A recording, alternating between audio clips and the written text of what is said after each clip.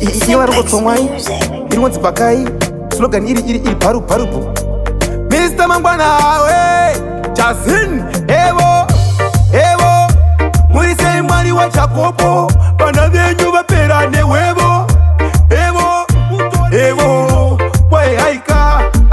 satani yatsikira mpau mapenzi yawanda kunge embete pakau varohwane para mumba vacharara mofamba usiku kunge vanhu vanoroya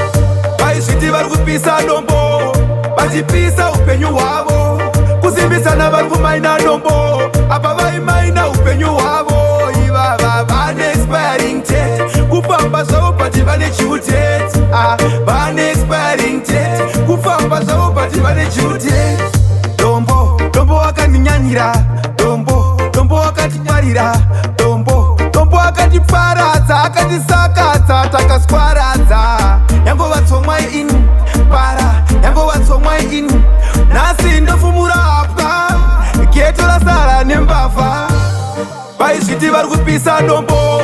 vachipisa upenyu hwavo kusimbisana vari kumaina dombo apa vaimaina upenyu hwavo ivava vane expiring date kufamba zvavo bati vane due date vane expiring date kufamba zvavo bati vane due date evo murisei mwari wa Chakopo vana venyu vapera newevo evo wai haika satani yatsikira mpau mapenzi yawanda kunge embete pakau varohwane para mumba vacharara mofamba usiku kunge vanhu vanoroya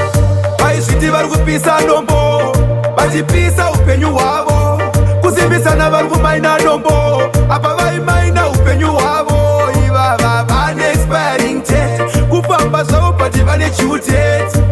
vane expiring date kufamba zvavo bati vane due date dombo wakandinyanira dombo wakatitwarira dombo akatiparadza akatisakadza takaswaradza yangovatsomwai ini para yangovatsomwai ini nhasi ndofumura hapwa geto rasara nembavha vaizviti vari kupisa dombo vachipisa upenyu hwavo kusimbisana vari kumaina dombo apa vaimaina upenyu hwavo ivava vane expiring date kufamba zvavo bati vane due date vane expiring date kufamba zvavo bati vane due date vaizviti vari kupisa dombo vachipisa upenyu hwavo kusimbisana vari kumaina dombo apa vaimaina upenyu hwavo ivava vane expiring date kufamba zvavo bati vane due date vane expiring date kufamba